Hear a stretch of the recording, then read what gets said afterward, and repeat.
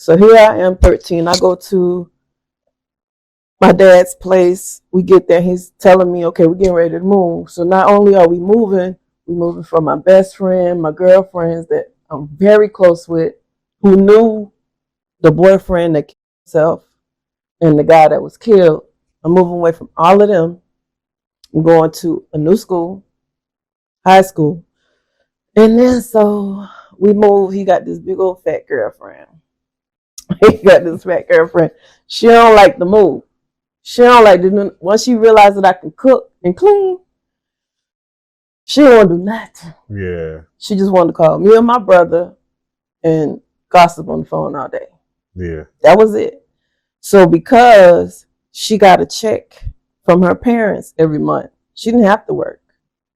So her and my dad was actually like a step down. You know what I'm saying? Yeah. And so during this time, remember I was supposed to go to track, but then I was cramping so bad. I was like, man, I'm going home. And so on my way out of the school to the nurse's office, another student calls me this N-word. He's on the football team, but he did not play again after we had our fight. And put it like that. Yeah. And so his parents was trying to prosecute me for the damage done to him. But I'm like, if he wouldn't have said this word, he would be okay. You understand what I'm saying? So my dad is like, when you're done with them, come to my job, which is at the start of our complex for me to get to his townhouse. So when I get there, I'm barely standing. I don't walk about 3 miles, cramping, hurting. So when I get there, I'm on the countertop like this. I'm like, that don't feel good. He was like, all right, I'm going to give you something. So he reached behind him and he gets me some pills, especially made for women that time of the month, Midol. And so I was like, what is this? You know, like, I'm in pain. So he's like, take it. It's specially designed for what you're going through. And so when I get there, I go to my room, I lay down. So this lady calls me. Mind you, I done laid down. I done closed my door. I'm obviously home because I don't feel good. Right? So when I go in there, she calls me. She wants a sandwich, you know. And so she was like, get your tail up and fix me my sandwich.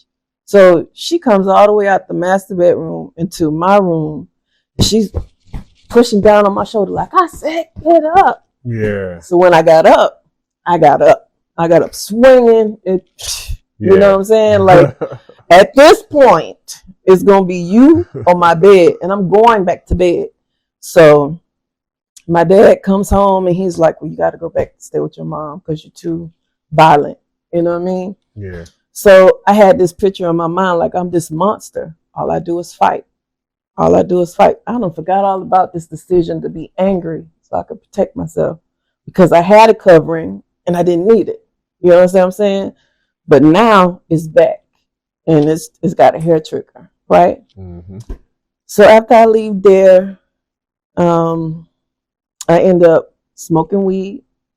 I end up forging my mom's name so I can get on the work study program. I go to school Mondays to pick up my assignments. I go back Fridays to take my tests and drop off my assignments. Straight A student. So they just letting me do what I want to do. Yeah. You know what I'm saying? Yeah. Like, instead of being on track like elementary school, I'm in high school in Lithonia, Georgia, and they're just letting me do what I want to do because I'm the top 5 of the school. Yeah. Grade-wise. So I done decided to write my mom's name on there. I'm working at Wendy's. I decided I'm going to get me a place. Right? Yeah. And so I decided I'm going to get a place right behind my job. And so when I go in there, I'm asking, well, what do you need to have an apartment here? And she was like, first of all, you need your parents. I was like, I came in for my parents. Just let me know, what you need. So she tells me you need a certain amount for the application fee. You need a certain amount for the deposit. So anyway, I'm sitting in my job at Wendy's and I'm like, man. So I'm soaking. And one of my regulars comes in and he's like, what's wrong with you? And I said, I'm trying to get this apartment, but they talking about they want my parent. My mom is not going to do it. She's not going to let me get the apartment. So he signs for the apartment. Yeah. And I get the apartment. Buddy brings me a living room suite, coffee table, just all the fixings. I got a brand new set of all this stuff right here came from his wife. Yeah. He done took everything from his wife under the guise of, I'm gonna buy you some new stuff, so all this stuff got to go. You understand what I'm talking about? But he gives me everything from the bedroom suite and the master bedroom, the extra bedroom suite for the extra bedroom, to the living room suite, to the dining room table. All of that was hers, right? Mm-hmm. But he was like, I'm buying her new stuff. You know what I'm saying? So it doesn't really matter. I just told her I threw it away. Yeah. But he said, but I did buy you new cookware because I know you like to cook. So I got a new cook set of pots, pans, silverware. And then he gave me like $300 for like towels and stuff like that. And I was like, okay, bet. So then the rest of it, I did myself. I used to throw parties. Me and my underage friends would drink, pass out on the floor, get up and go to school the next morning. Well, they went. If it wasn't a Monday or Friday, I was just cleaning up our mess, Shoot, man, it was the good life for like a hot second. It was the first time in my life where I felt safe. I mean, since my boyfriend's safe. But even above and beyond that, safe. You understand? I mean, just safe. Yeah. There's nobody coming in this space but me and who I invite. I felt safe. And here I am, this 15-year-old working at Wendy's. I done saved up my money. I decided to get an apartment. But then I went to school. I ran away from home because my mom laid into me about something. Don't ask me what. It was normal for her to be like, well, get out of my house. Like she kicked me out. I would say in my lifetime before the age of 15, she kicked me out more than 20 times. And most of the time, I didn't have anywhere to go until this time. So this time, I just stayed gone. So a month after this argument, she done got a missing persons report on me. You know, she's going through the channels like, oh, my poor darling, she's missing. Help me. And then I go to school because I'm like, I'm going to just pick back up. I can catch up. That ain't going to take no problem. I've been gone about a month. That should probably take me about 3 or 4 days. I'll be right back where I'm supposed to be, So I go in and all my teachers are like, where have you been? Blah, blah, blah. So by the time third period comes, my guidance counselor calls me to the front office. So I go in there and she was like, you need to talk to the assistant principal. It appears that you're missing. So I roll my eyes like, if I'm missing, why am I here? You know what I'm saying? Like, right now. You know what I'm saying? I brought myself to school today. I'm not missing, Yeah. So as I'm in there talking to the assistant principal, an officer comes in. And so at first, it's either fight or flight. And I wasn't the type to run. You know what I'm saying? Yeah. So I'm bucking at him like, what you coming in here to do? Arrest me? You finna come arrest me? So he's like, what you talking about? Sit your little narrative down, you little girl. So when I finally, calmed down because the assistant principal was my ace. And so she comes around the desk and she puts her arms around my shoulder and she was like, calm your butt down. So I was like, shoot, And so he sits there and he's like, tell me why you been missing. So I tell him, I'm like, she treats me like a dog. And I tell her about what she says to me on a daily basis, how many times she's put me out. And I made the mistake of saying, shoot, that's why I went ahead and got my own place. When I said that,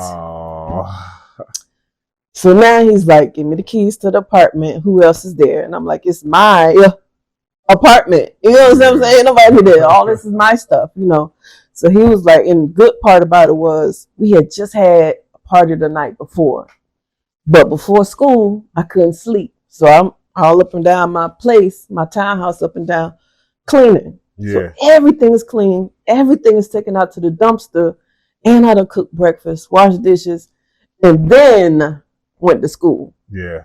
So by the time the officer takes my keys, you ain't got no evidence of nothing except that I lived there.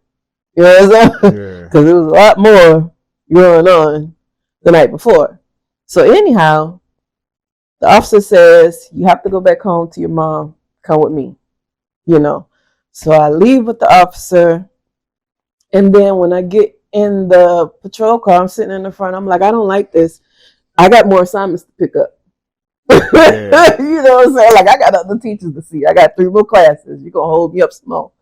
And so he was like, I tell you what, if you promise to stay in school and not to run, you can stay. So I ended up staying in school. You know what I'm saying? So if any teacher reported me not present in their class, he would have been back, is what he told me. Yeah. So at the end of the day, he meets me at the school.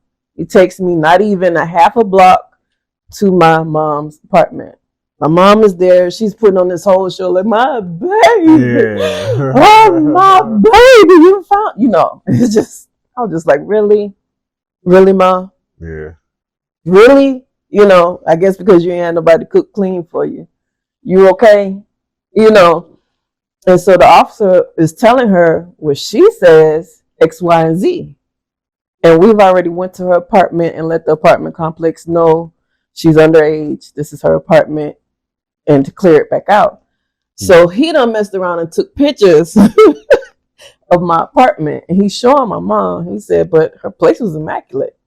Yeah. You know, look at, you know, all what she's done in the month that she's been gone, and maybe you should take better care of her. And so she's still trying to hold to this story, like, no, the God in me type of stuff is going on. And I'm sitting here like, so this means I don't have an apartment anymore, is what I'm asking the officer. He's like, no, you can't live on your own unless you're an emancipated minor. And I'm like, so what do I sign up?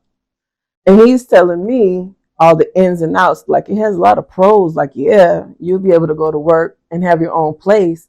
But say if my mom dies, you won't be able to inherit from her. You understand what I'm saying? Like, it's totally separate. It's a full divorce. Whatever you don't get while you're going, you don't get, you know. So I was like, all right. So I got to just stay here until, you know, I'm old enough. He's like, yeah, keep doing what you're doing. Don't get no more apartments. You know? And the next time your mom kicks you out, you call me. Yeah. So for the next few months, he comes by and he's just checking on me. And thankfully, on the days that he came to check on me, I wasn't smoking weed, because that's what I was doing. Because the green helped me focus.